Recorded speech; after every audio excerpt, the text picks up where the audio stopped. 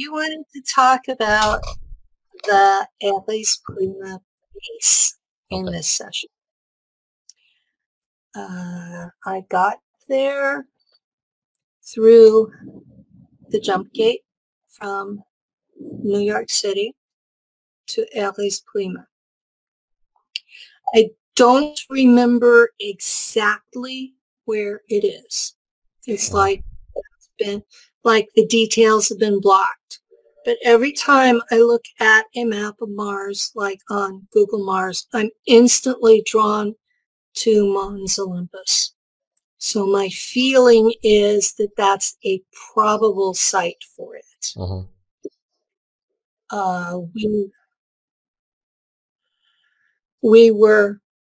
The entire base was underground because anything that was left outside got destroyed.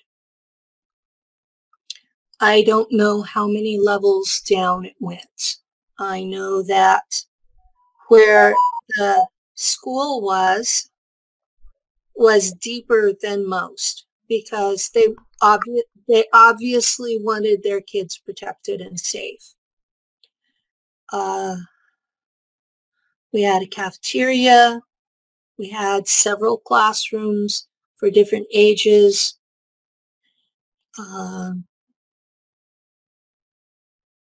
Most of the German kids lived with their parents. The kids who were not German, who were basically already enlisted in the militia, were in barracks, and they were not separated by gender, any of them. And there were 12 kids per barracks room. We were assigned there by the batches where we came from Earth. Which is kind of funny because they later told us that Earth didn't exist. So I'm sure the people at the base knew Earth existed. They just didn't tell us.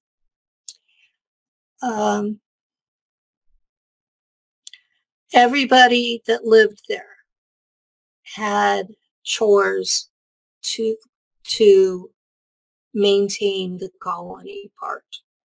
It was actually a military base with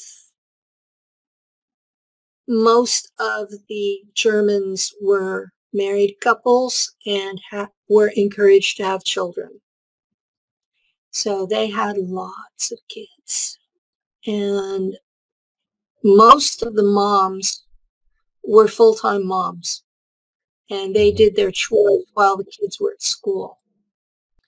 I know there was a CIA presence there from the time I got there because Andy Bajago talks about that he showed up at Aries Prime about the same time that I did, within a couple of years, and that he was in a section for very important people, according to the CIA. And that most of those kids had been seen in the chronovisors to become leaders in either America or Europe.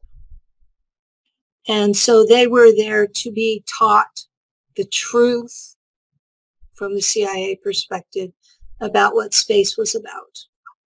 I know some of the animals and beings that he talks about seeing there, I don't remember them at all. But he was outdoors a lot more than I was. So maybe the war killed them off. But for food, we had, basically you would call them 3D printers. And they used a lot of, I guess the polite term would be recycled products. And they didn't always recycle them very well, so the taste was generally really bad. Wow. We had prepackaged foods that I'm not sure where they were manufactured, but you just added water and heated them. And most of them were carbs, carbohydrate based. The ones we had were mostly dehydrated imitations of German food. For example, like what? Schnitzel, sausages. Sausages with potatoes were a real popular item. Oatmeal,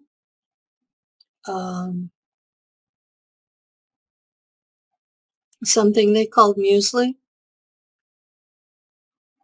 for breakfast. The inevitable powdered eggs that they have in any military. We would have desserts once in a while.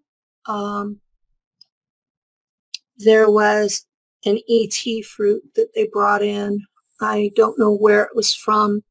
It looked like bananas, but tasted like strawberries. It was actually pretty good. And we had our hydroponic gardens where we grew a lot of fresh greens. When I first got there, it was mostly salad greens, and later on they added in other vegetables. They got larger. The grounds for it spread out more as we got more people. So they grew more things. The fresh food was grown hydroponically. We had grow lights, and we took really good care of it because that was the only really decent food we had.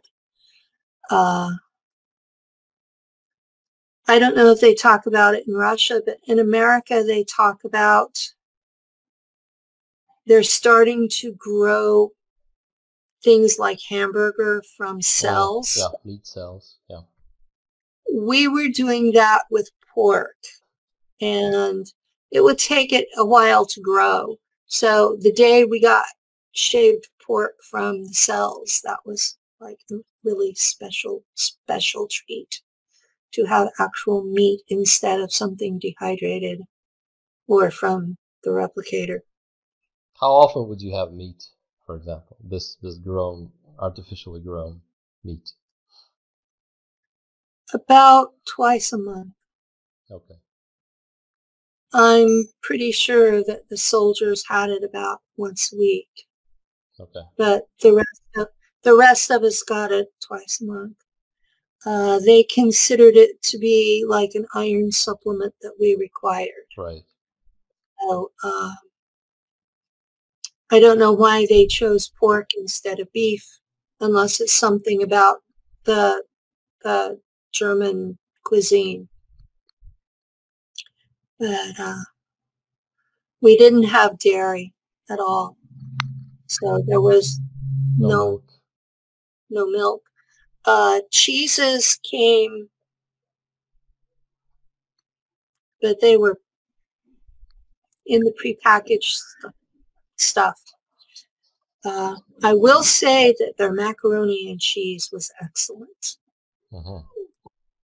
If you put the right amount of water in and cooked it exactly the right length of time in the microwave, it came out like baked Italian macaroni and cheese, the good stuff. So that was prepackaged, and the rest was 3D printed. Did you guys come to a vending machine, or in the cafeteria were there like slots for different foods, or how did that work? How did you get your food personally? You went through a line, and there would be a person. I don't. Sometimes they were slaves, and sometimes they were not. The German culture did have slaves doing a lot of what they considered manual work. I did not see any mistreated unless they were trying to rebel. But they did have a collar, a shock collar, so that if they rebelled, they would be punished.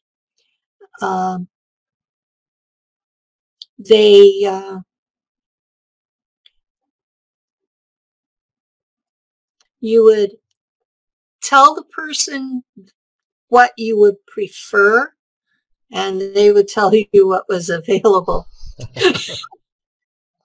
But a lot of it depended on your rank in the community and your credits and your value to the community. If you were in school, you did not have the same value as the military or the officers. Interesting. Pregnant women got treated a lot better than anyone but the officers, though. Okay. They were valued. Did you have like stores, shops on the base, or was it unnecessary? Could people go and use some of their whatever money or credits to buy things that are like extra? I don't remember any stores. Okay. I don't even remember owning the clothing. I remember I would take a shower and take my clothes off and leave them stacked on the chair in the bathroom. And when I came out, there would be clean ones. And I never knew if they were the ones I had worn before or not, or if they were someone else's. That continued even through my military career, even into Nachtwaffen. You didn't own anything. Nothing was yours. It belonged to the community. And that's part of why I don't believe this rebel alliance exists. Or if it does not include any of the Germans. Because you don't own anything. And we all had a chip in our head that if we thought about rebelling, we would get a serious headache. If we kept thinking about it, we'd have a seizure. And if we really kept thinking about it, our head would be blown off and we would wake up in the regeneration tank. Oh, the regeneration tanks. They're about 3 meters high and 2 meters across. And they're like a plexiglass side. And you're hung from a hook with wires that go into your spine if you had it. If all they found is your brain, they go into the bottom of whatever tissue is available. And you're suspended in this green gel. And while you're in it, you have no physical sensation at all. It's like you could be completely disembodied as far as you can tell. There is no sensation, no sensory input at all. And while you're in there, it's dark. And the plexiglass is blacked out, so you can't see in or out. And from the outside, there's a computer about the size of an Apple tablet that's on it. And it has a little slot for a blood sample from before they found whatever's left of you. And so they match you up with your original blood sample. And they can set it for an age and a weight. So women stay between 25 and 29 the whole time they're gone, once they get to that age. And men stay between 30 and 35. That's what the Germans considered to be the prettiest for women and the most efficient for men. So we were ranked by our looks as well as our abilities. So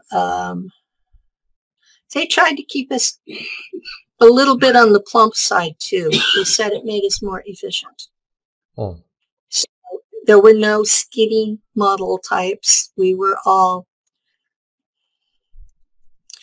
more like Russian peasants, the women with the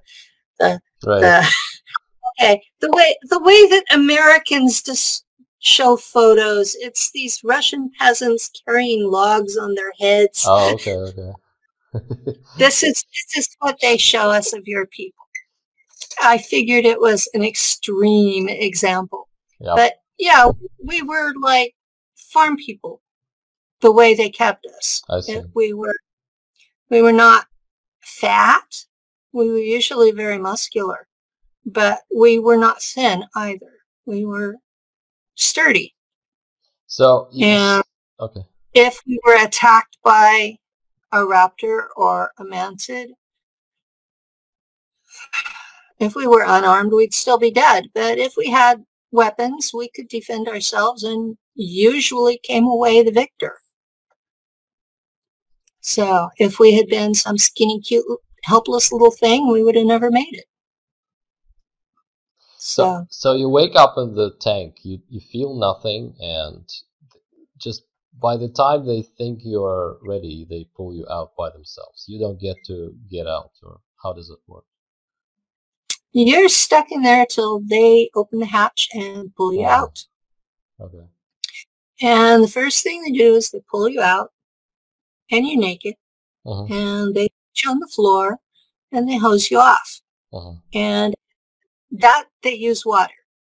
And there's a drain underneath, and all of that goo goes into the drain and is separated from the water and put back in the tank. I see. The gel is very important because it's made out of black goo. It has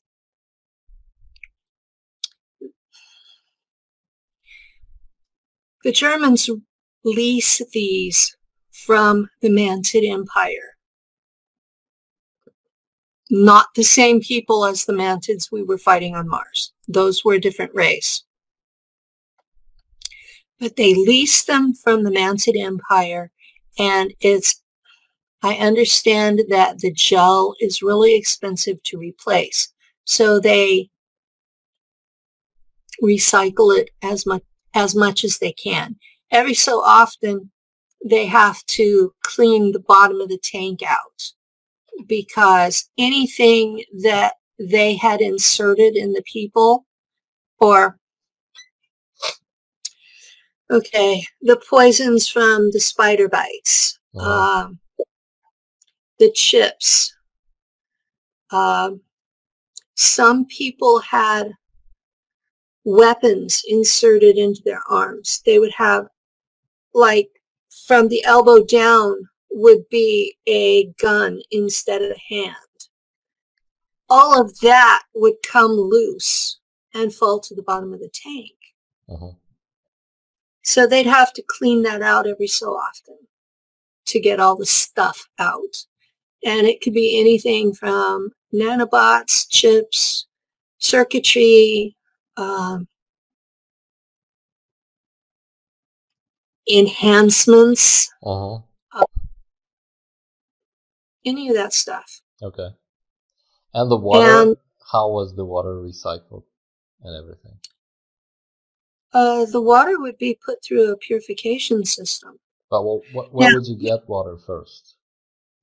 First off, you get water from underground. Mars has a frozen ocean about a mile underground in the northern hemisphere and about 3 miles underground in the southern hemisphere. The dirt level is almost 2 miles lower in the northern hemisphere than the south. So it's like something sucked all the dirt away. And there were competing stories from ETs about what happened. Just put it that way. Every ET race out there has their own story to tell, and they are the hero of it. It's like listening to Vikings. Sure. Seriously. So they each tell the story, and it's different from everybody. So you're sitting there going, this didn't match up with that at all. Are you guys telling the same story, the same events? And they get real mad when I'd ask them that. So you got to where you just listened, filed it, said, okay, we have this here, this story here, this story here, this story here.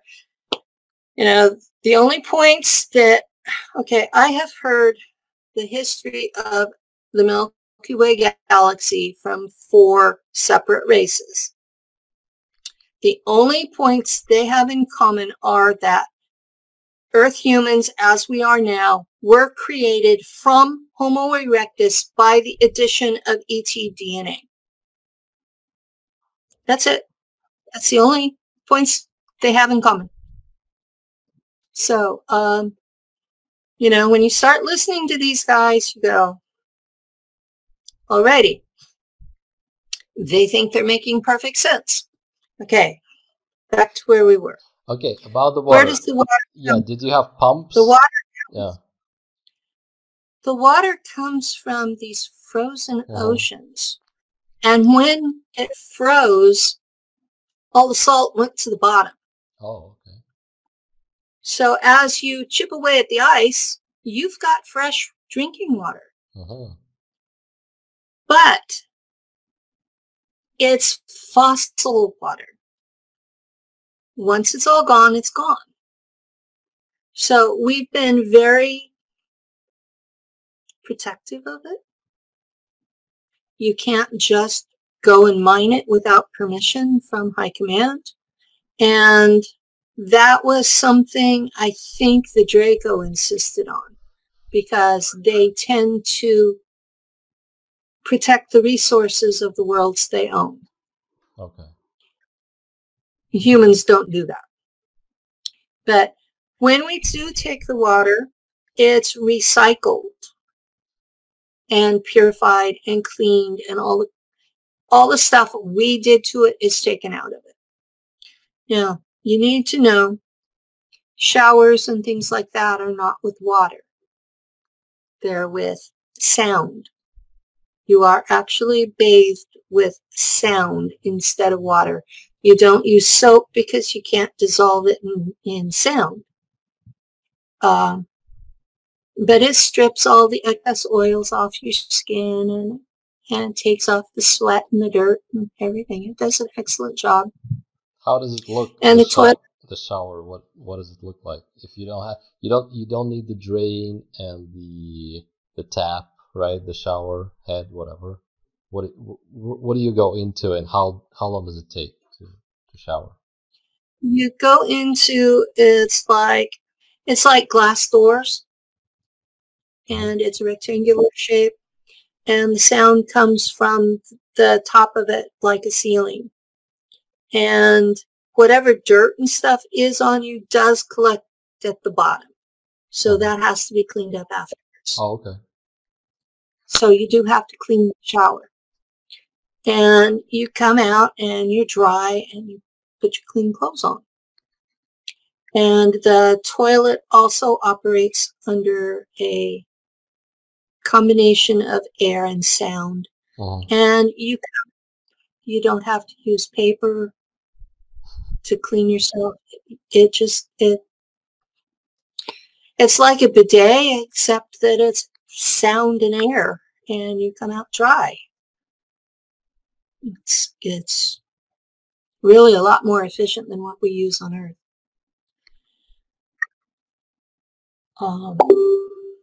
And they recycle everything. Everything gets recycled. So most of the human waste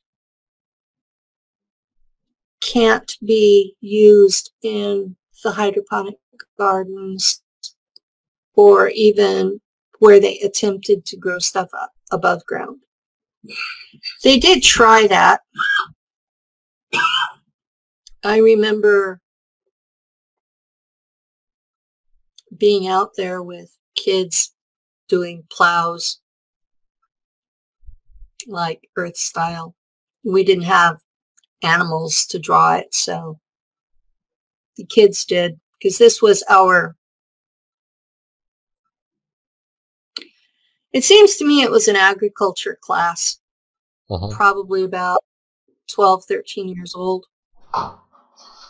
And so we had our field above ground that we were supposed to grow things.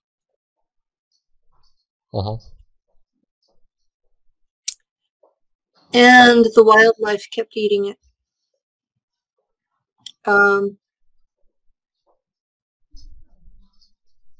We were never sure exactly what it was that was eating it, because there's a lot of things out there. Lots of reptiles.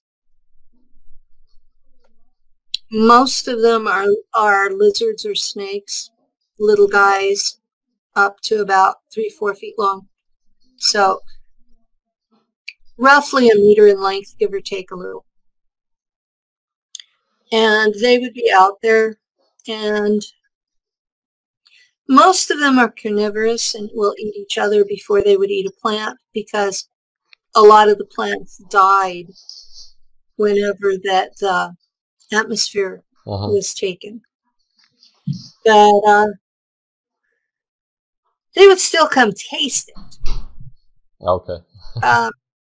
I don't know about the deer in your country, but the deer where I live, the baby ones will taste everything. Okay. Even poisonous. And that was what these guys were acting like, was like, we've never seen this before. Let's see if it's edible. The humans are growing it. It must be edible. Okay. So they would get to the point where that they were leafing out and starting to look pretty decent, and they would suddenly be eaten. And we suspected that it was the reptiles, because there were so many of them. But there is a burrowing animal, a mammal, that looks a lot like a capybara. Okay. For the audience, even the Americans don't always know what a capybara is. It's like a half-meter long guinea pig with legs. Right. Except in these cases, the legs were for burrowing, so they were thicker, and they had burrowing claws, and their eyes didn't open as much. And they were herbivores. So they probably, looking back on it, they were probably our culprit. Because they tended to, you'd go along and see a bush just go underground. Mars, where I was, had an assortment of small bushes, shrubs, wildflowers after it rained. Some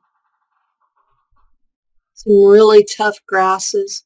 Most of the plants were really tough because it gets so cold at night. We're talking the temperature range of the Arctic every night, even in summer. It might get up into temperate temperatures in the daytime in summer, but as soon as that sun is down, it gets cold fast. So all of the plants there were adapted to that sudden everyday shock of getting cold. And they were thick and had their water would suck from the outer leaves into the stems so that they wouldn't freeze during the night. They had some really adaptive kinds of behaviors. And most of the animals either burrowed or lived in caves.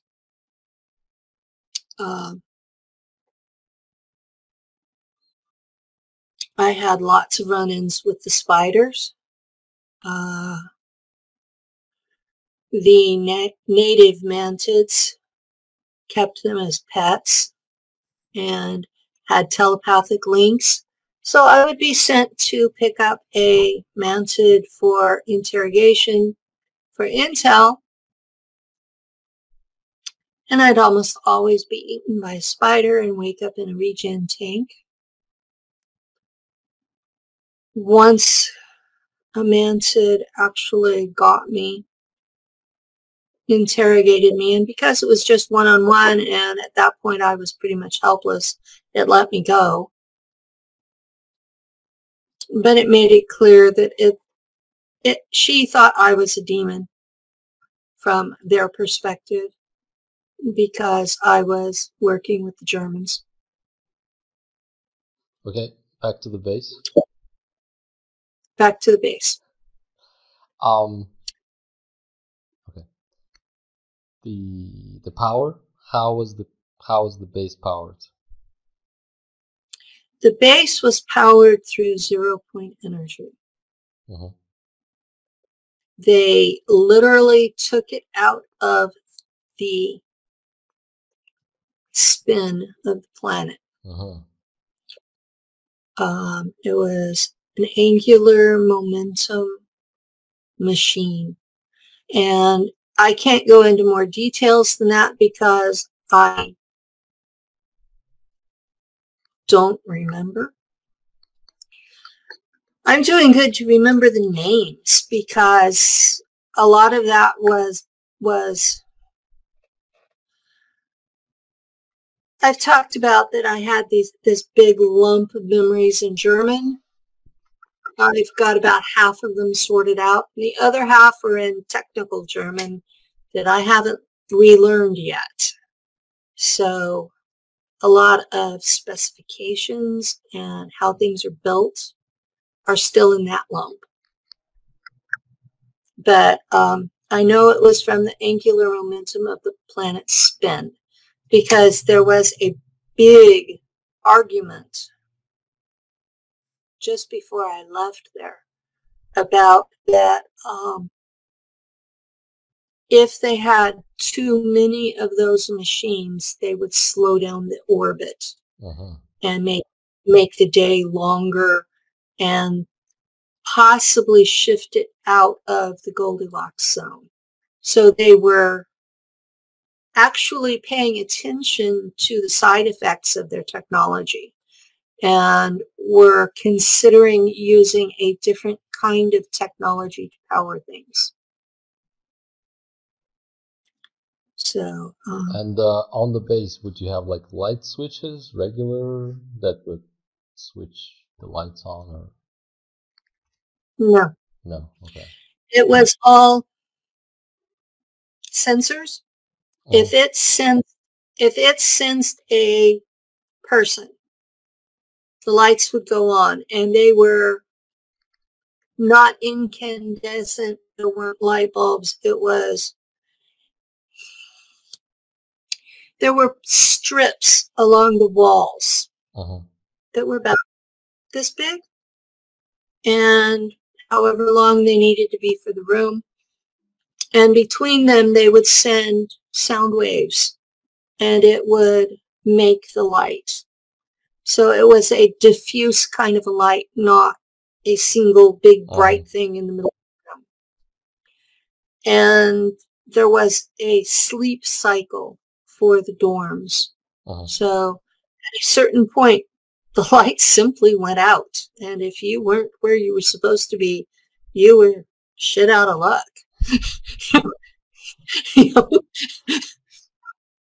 So God help you if you had to go to the bathroom in the middle of the night. So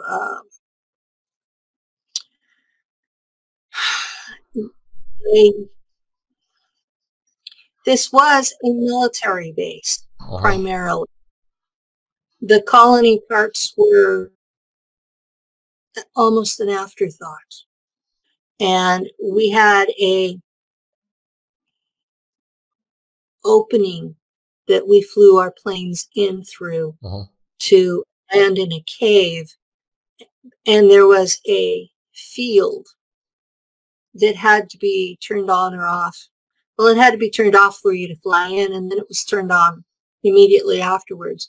So you had to coordinate that with the people who ran the place.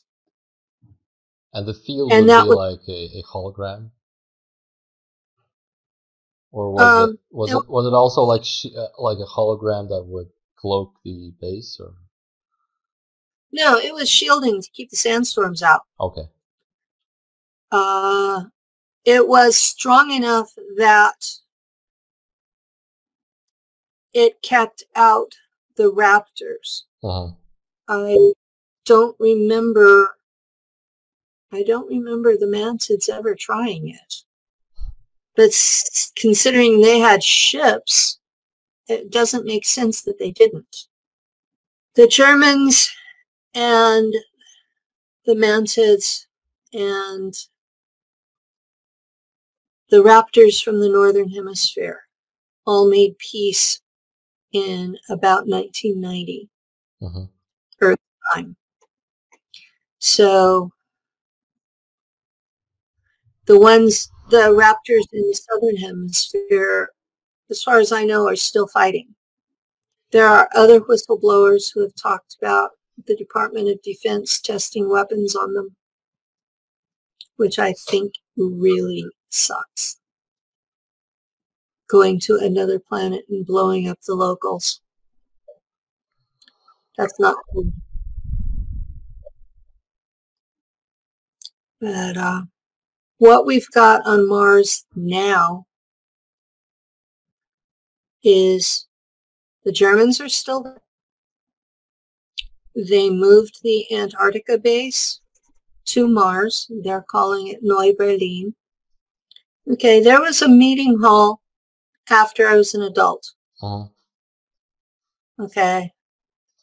There was a meeting hall and a podium at the front, and it had a banner coming down, and it had a swastika. And on the wall behind it, there was a stylized eagle, and in its claws was a figure of Mars with the rift in it.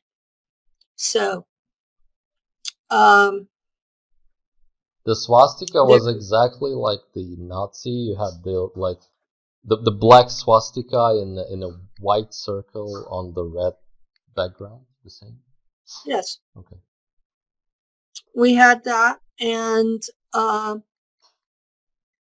that was to represent the Teutonic background of the people, to represent the German tribal system. Some of the rooms would have the black knot.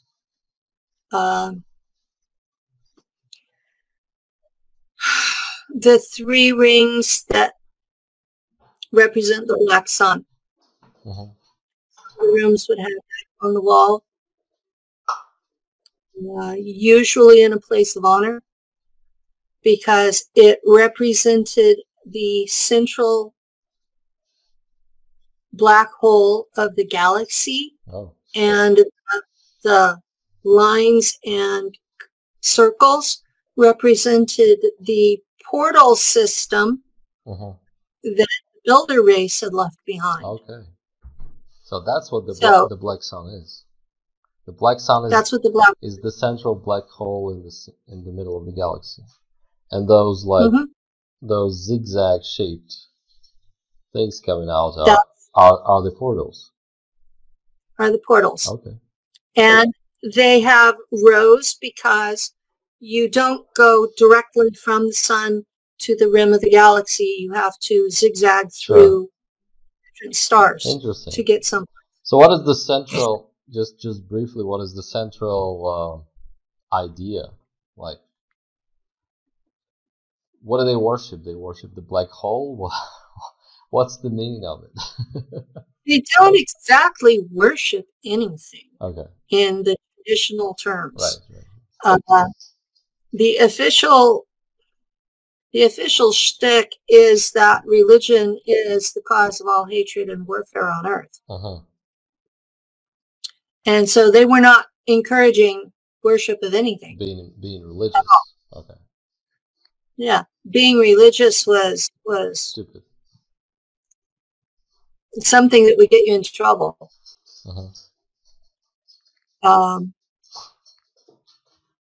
There were psi abilities that were part of being Black Sun. The initiation into Black Sun was they passed the cauldron around, you know. We're back to Black Goo. Yeah, with Black Goo in it. Right. And I mean, you asked about the ceremony. This was the initiation into the Black Sun. Sure. Was they passed this golden cauldron around the room, and everybody drank from it. And if it was your first time, you drank a lot of it. Okay. And you were immediately changed. The Black Goo took you over, made you lots smarter, took away all of your emotions, took away your humanity. So you were, whatever psi abilities you had were enhanced. So you could, you could do things that, I mean, you've seen Star Wars, right? Darth Vader would have been one of us. Okay. That we could do all sorts of things, and it was because of the Black Goo. It would take whatever abilities you had and enhance them.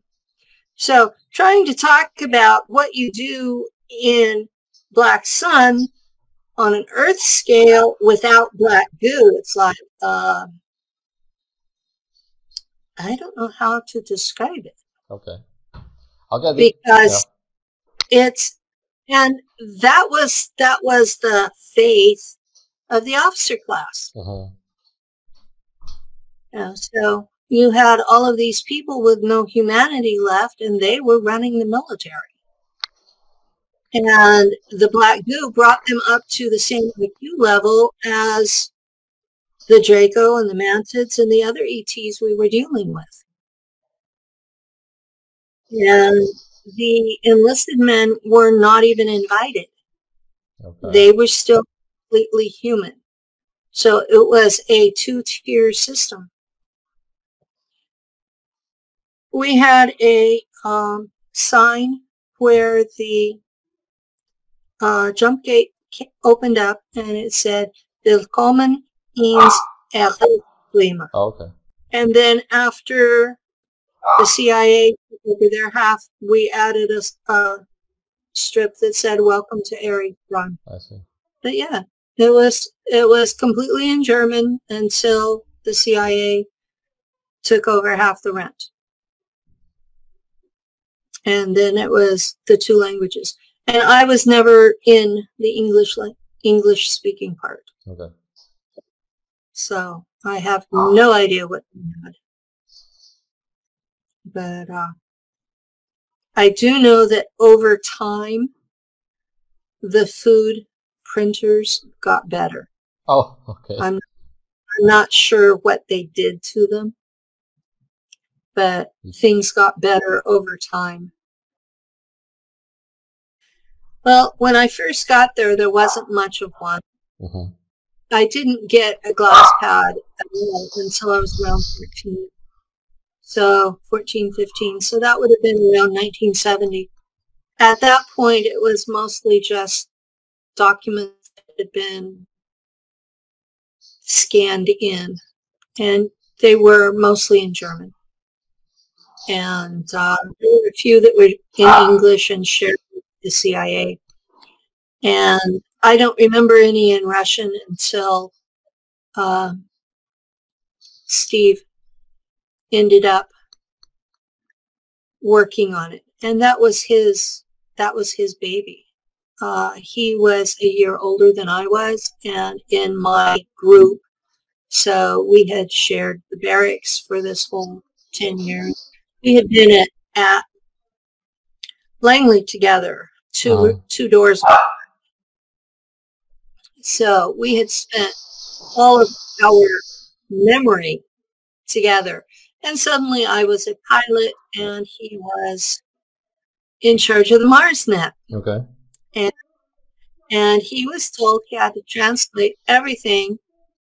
I visited him in his cubicle and he had stacks of things that if he had on them for 50 years, he still wouldn't have gotten to the bottom. And he was supposed to translate everything into English, German, and Russian and upload it and put it into classification, because you could only have access to stuff related to your job. Okay. Didn't have access to everything. It wasn't like even like the American internet today, where that you could just go and surf. You only had access to what you needed for your job. Okay. And there was a bootleg section that we would get in trouble if we got caught. But it was music and movies.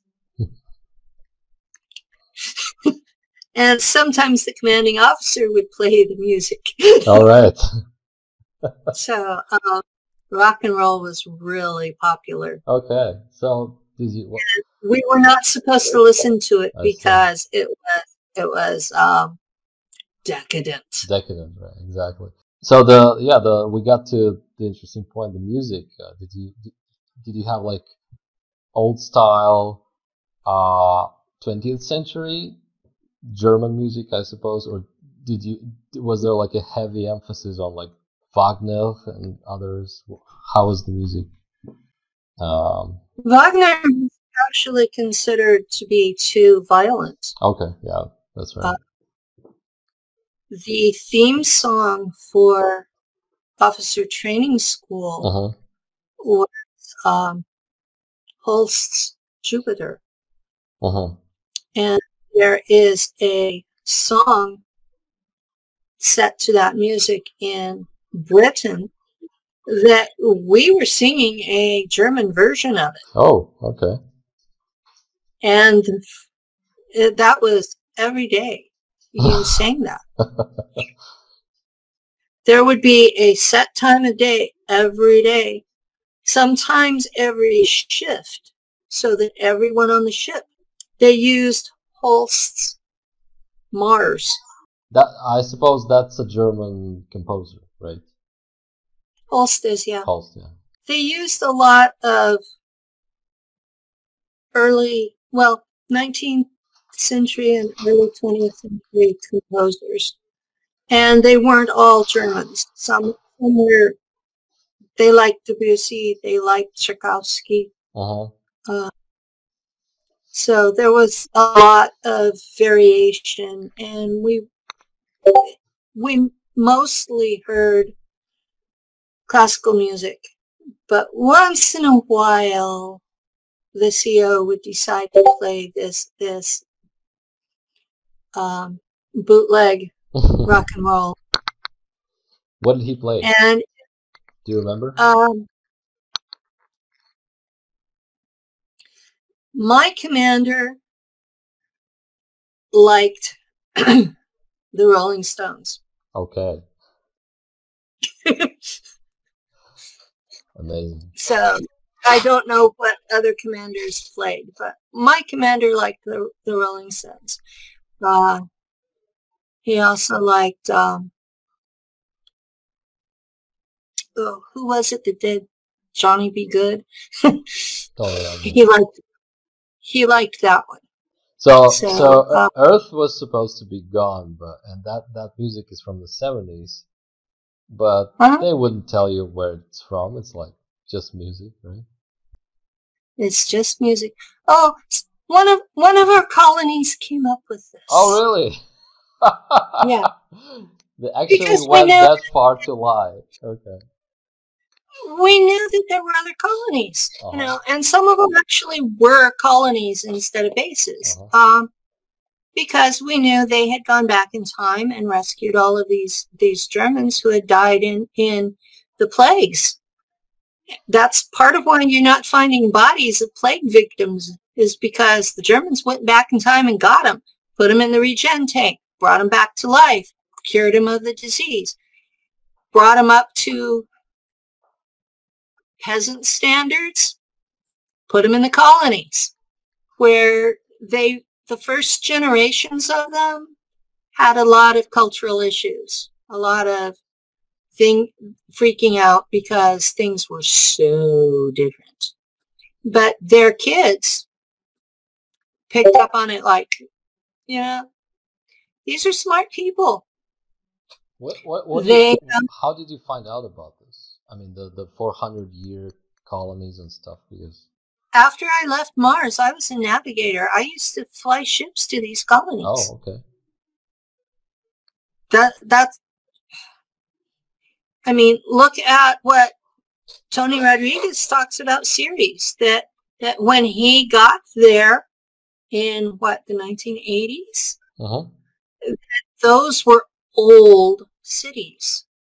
That they had copied a city in Europe as their colony, including the stadium, but that they had been there long enough that like the metal on the bridges was rusty. Right. I thought that would be something from the 50s and 60s, roughly. No. Okay. No, it takes longer than that for iron to rust. That's right. If it's in perfect use. So, that was him talking about that was my verification that my memory was correct. Oh my God. That we had actually time traveled. We had time traveled, gone back and set up these colonies in the past. Now, when you are the navigator, you are stepping into another dimension. And we generally call it hyperspace. Okay, it's the same place that mystics are calling the astral. Now, when you step into hyperspace, you are no longer in time or 3D space. You can step back anywhere you want. It just takes a while to get there. So you can go forward in time. You can go backwards in time. So if you're going backwards in time, 400 years, and picking up these people so you can start a colony, how hard is it to go backwards in time 400 years to start the colony? Another world. It's just a matter of somebody had to think about it. Because somebody had to be the first person to think, well, why don't we try this? And I'll bet you that the first person did it by accident. Because you really have to concentrate on what you're doing to take yourself, the ship, and keep all the people out of the walls. Oh, we call walls bulkheads. So you have to, you remember the USS Eldridge? Sure. And the Philadelphia experiment? They ended up in the bulkheads because there wasn't a navigator to make sure they didn't.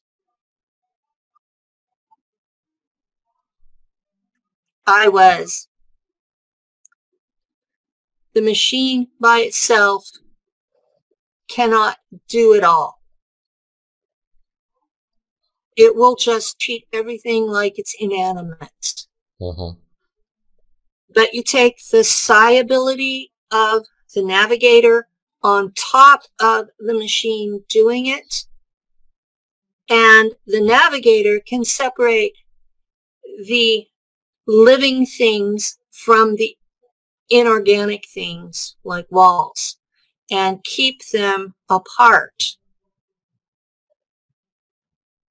And the navigator can also set where you're going and when. And at that point, the machinery is supporting the psi ability of the navigator. Okay. So they're a team. So while I was doing this, I had a chip behind this ear that looked like a Bluetooth. I don't know if you guys have them or not. Probably. We do. Also had a chip here on my forehead that was about that big around, and it was star-shaped. And that was the link that gave me the visual of a printout. I didn't have a physical screen in front of me, but the chip made my brain think there was. So I didn't see anything that was necessary, including, am I going to come back into 3D and time and there's something there? So I could delay it enough or move it enough to not hit objects. So that was what I did. That's after 1990, I was shipped to Nachtwaffen, the military, and that was what I've done in Nachtwaffen in every alter since, is I've been a navigator.